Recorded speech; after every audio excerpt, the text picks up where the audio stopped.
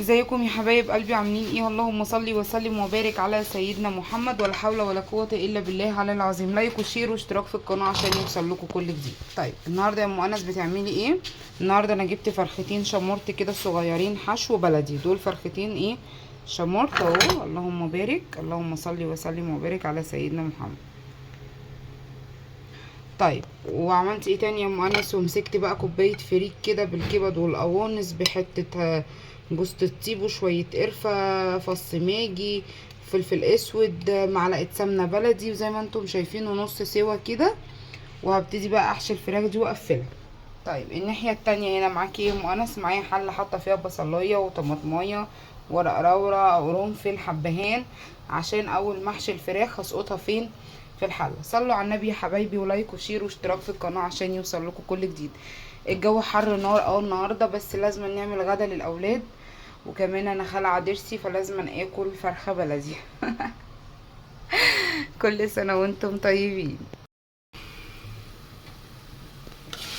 كده بقى انا بحمر الشعريه عشان احط الرز بتاعي، وكمان الرز غسلته اهوت. نعم،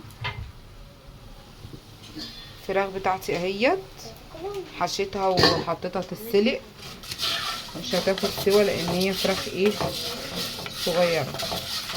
صلوا بينا على النبي كده يا حبايبي، وما تنسونيش في اللايك والشير والاشتراك في القناه عشان يوصل لكم كل جديد. دلوقتي بقى انا بحمر الشعريه كده عشان احط الرز.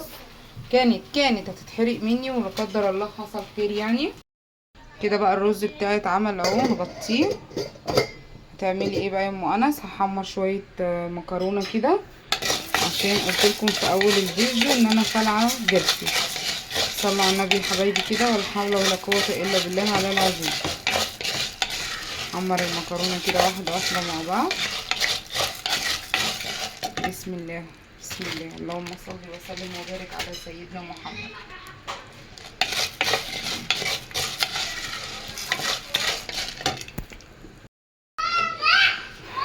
كده بقى انا حمرت المكرونه اهوت، ولسه بس سقط عليها كوبايه ميه بفص ماجي وفلفل اسود وبهار.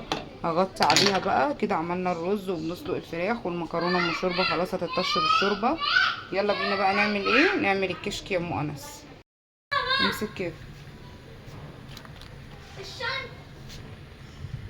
بصوا انا كده بقى ايه، نقع الكشك بتاعي في شويه ميه سخنين. هصفي الميه منه. ميه سخنه ليه يا ام انس؟ عشان بس لسه مطلعاها. ماشي. حطيت فلفل اسود وملح وبهار على الشوربه فص ماجي، وهسيب بقى الكشك كده يغلي غلوه. وبعد ما يغلي الغلوه نضيف عليه اللبن والنشا. يلا بينا. كده بقى يا حبايبي الكشك غلي في الشوربه. نزلت عليه بكوبايتين من اللبن، ودي نص كوبايه لبن كمان اهي، على معلقتين نشا. هدوبهم بقى عشان ابتدي احطهم فين؟ على النار. ده الكشك الصعيدي بتاعنا. 3 حبايات كشك صعيدي، على حوالي 3 كوبايات من الشوربة، على فص ماجي وفلفل اسود، ملح، بهار. وبعد كده بنزل عليه بعد ما ياخد غلوة بس الكشك،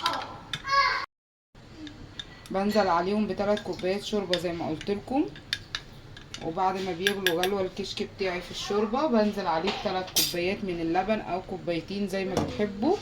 وبدوب برضو النشا، يعني انا بحط كوبايتين لبن، والنص التاني دوت او الربع ده بحط فيه النشا زي ما انتم شايفين اهو. وهبتدي انزل بالراحه. بسم الله الرحمن الرحيم. ايه ده يا ام انس؟ ده الكشك الصعيدي بتاعنا، بيبقى طعمه حلو قوي، ويبقى عامل زي القشطه كده وتحفه. هسيبها بقى لغايه ما تتقل معانا عشان نعمل لها ايه، التقليه بتاعته، عشان هو بيتعمل له تقليه يا حبايب قلبي. لايك وشير واشتراك في القناه، وكل سنه وانتم طيبين، ويعود علينا وعليكم الايام بخير يا رب.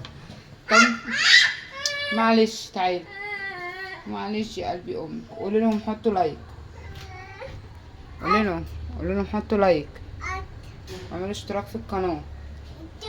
بصوا تخن معايا اهو، شايفين؟ بسم الله ما شاء الله، الله اكبر. بسم الله بسم الله. خلاص كده الرز بتاعي استوى يعتبر، والمكرونه ام شوربه بتاعتي خلاص. والمكرونه ام شوربه بتاعتي برضو خلاص حط لها الشوربه بتاعتها اتشربت.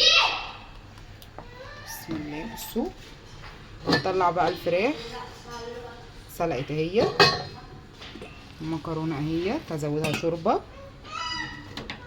تعالى كده يا زوزو. خلاص كده هطفي عليه كده، استوى خلاص وتقل معايا، ونعمل له التقليه بتاعته.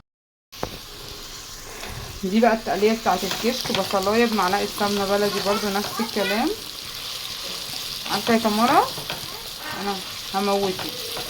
هسيب بقى البصلايه بتاعتي كده تصفر عشان اخش بيها الكشك. بصوا المكرونه استوت اهيت، والفراخ هنشيلها بقى واحطها في الصينيه تحت الشوايه، والرز خلاص. ازيكم يا حبايب قلبي؟ وكده اكون خلصت وخلصت، يعني مش خلصت بس، لا ده انا خلصت وخلصت خلاص في المطبخ. دول الفرختين بتوعي اللي انا حشيتهم اهم تحت الشوايه طالعين محمرين وتحفه اهم. حله الرز بتاعتي، المكرونه ام شوربه، الكشك بتاعي، والله خلصت وخلصت. طبعا في حاجات كتير في الاكل انتوا ما كنتوش فيها معايا، هتقولوا لي ليه يا ام انس؟ اقول لكم الجو حر خالص، وبفرهد منكم وانا واقفه على البوتاجاز، واستحق منكم لايك وشير واشتراك في القناه. صلوا على النبي. ولا حول ولا قوه الا بالله على العظيم. اللهم صل وسلم وبارك على سيدنا محمد. ولا حول ولا قوه الا بالله على العظيم.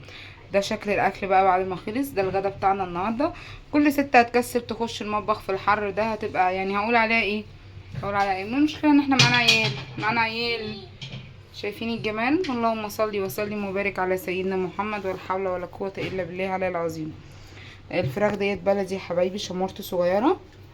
وده الكشك الصعيدي اللي هم بيقولوا عليه هنا الالمازيه، وفي ناس بتعمله برز، عملته معاكم كتير. المكرونه ام الشوربه بتاعتي، وده الرز ابو شعريه. لايك وشير واشتراك في القناه، واستنوني بقى في كل جديد، واستنوا بكره الغدا بتاعنا. كل سنه وانتم طيبين.